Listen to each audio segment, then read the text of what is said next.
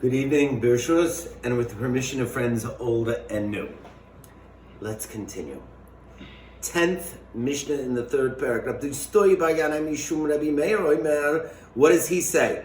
Rabbi Dustoi, the son of Yanai, in the name of Rabbi Meir, he said, if anybody forgets just one thing from his learning, because of bnefsho, it's as if he forfeited his life. Guard your soul, guard it very much. Lest you forget the words that you saw with your eyes. Therefore, it comes to teach us,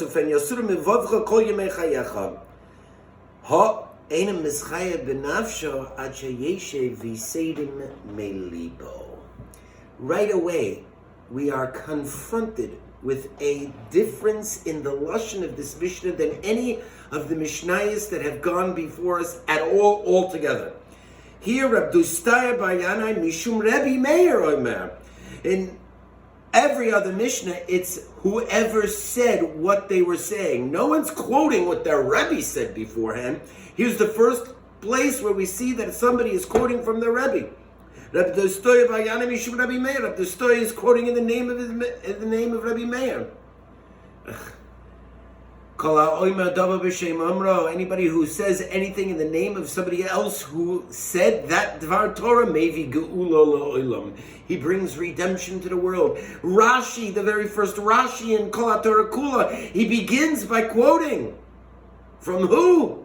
His father. It comes to teach us a lesson. Be very, very good at citing others.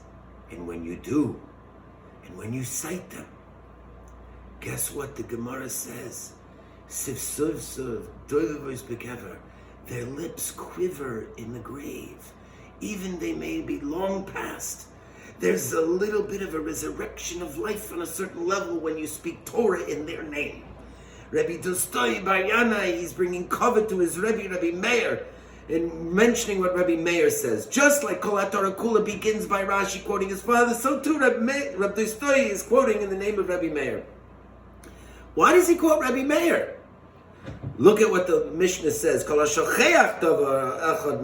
Anybody who forgets one thing from his learning.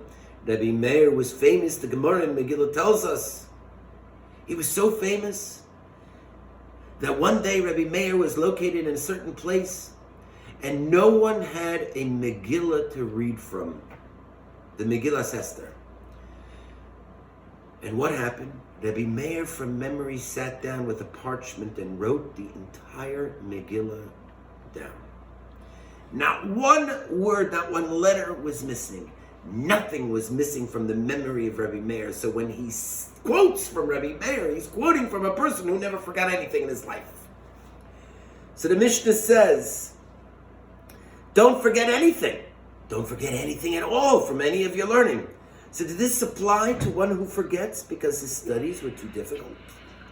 So the Mishnah concludes by saying, Mitchayeb bnefsho ad sheyeshev v'seirem milibo.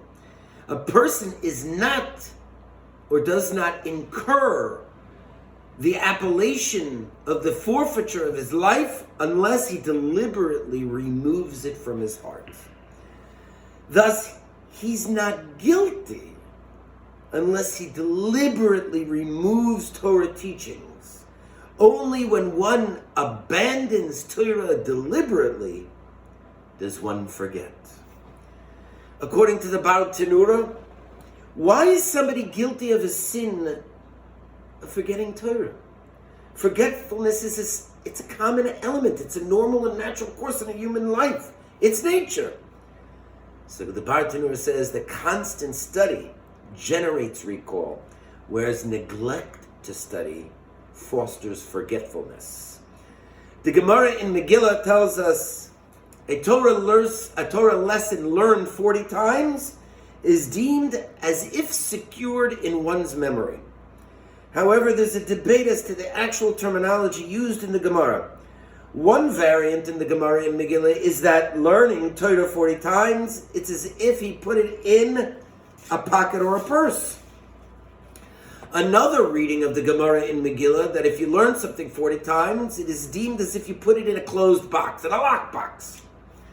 Both terms reflect that the learning is secure and will not be forgotten. Rabbi Epstein, the author of the Torah Tebimah and the Baruch She'amar on Pirkei Avot, suggests the following distinction between a pocket or a purse and a lockbox.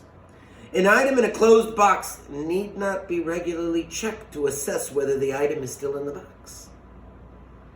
Not so with something placed in a pocket or purse. The Gemara in Baba Kama notes the common practice to constantly check pockets to see what's in there. The implication, according to Rabbi Epstein, is the following.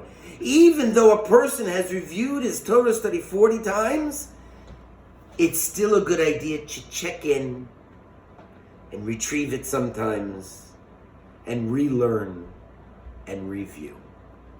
Thank you for joining. Have a good night.